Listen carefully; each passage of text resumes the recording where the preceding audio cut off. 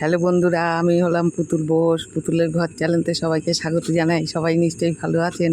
আজকে দেখুন একটা সুন্দর রেসিপি নিয়ে চলে আসলাম। দেখুন, দেখলে বুঝতে পারবেন যে কি হচ্ছে এটা। দেখুন, তেল দিলাম, তেলের উপরে পেঁয়াজ দিয়ে দিলাম, পেঁয়াজ দিয়ে নাড়াচাড়া করে মশলা দিয়ে দিলাম, লঙ্কার গুঁড়ো, লবণ, হলুদ। স্টোভে রান্না হচ্ছে, বুঝলেন তো, গ্যাস ফুরিয়ে গেছে। দেখুন, আদা বাটা দিলাম পরিমাণ মতন, রসুন বাটা দিলাম পরিমাণ মতন, দিয়ে একটুখানি নাড়াচাড়া দিয়ে নিই, একটু জল দেবো।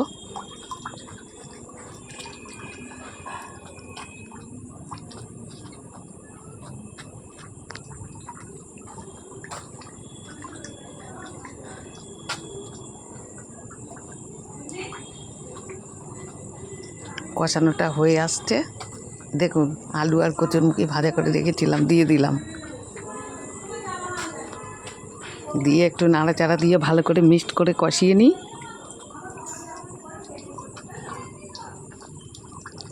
দেখুন, মাছ ভাজা করে রেখেছি, কাটা কাতলা ভাজা করে তুলে নিয়েছিলাম। আগে ভিডিও নয় বড় হয়ে যায়, সব আর ধৈর্য সহ্য নেই অনেকক্ষণ দেখার, বুঝলেন তো।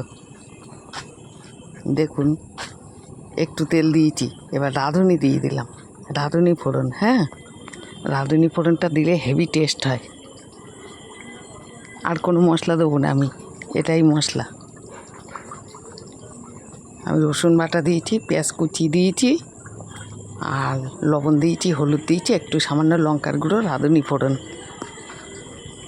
কচুরমুখী দিয়ে হেভি টেস্ট হবে আর সুন্দর খেতে লাগে। আপনারা একদিন বিনা মশলাই করে খেয়ে দেখবেন, খুব ভালো লাগে।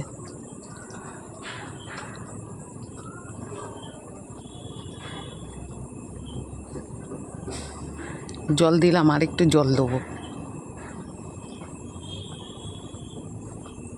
আলু টালুগুলো সিদ্ধ হবে তো, ওই জন্যে।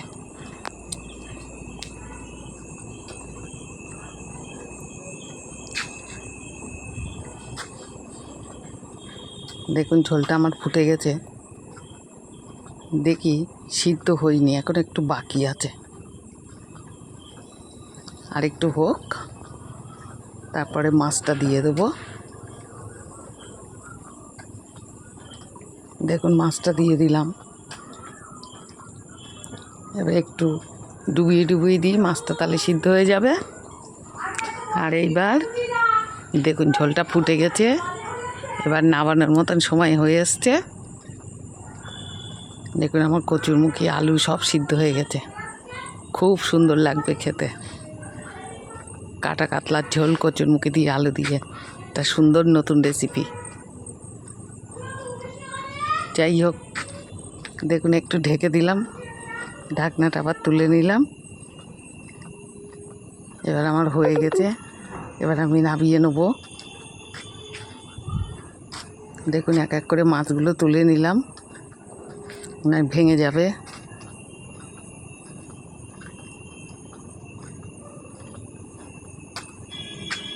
এবার ঝোলটা আমি ঢেলে নেব।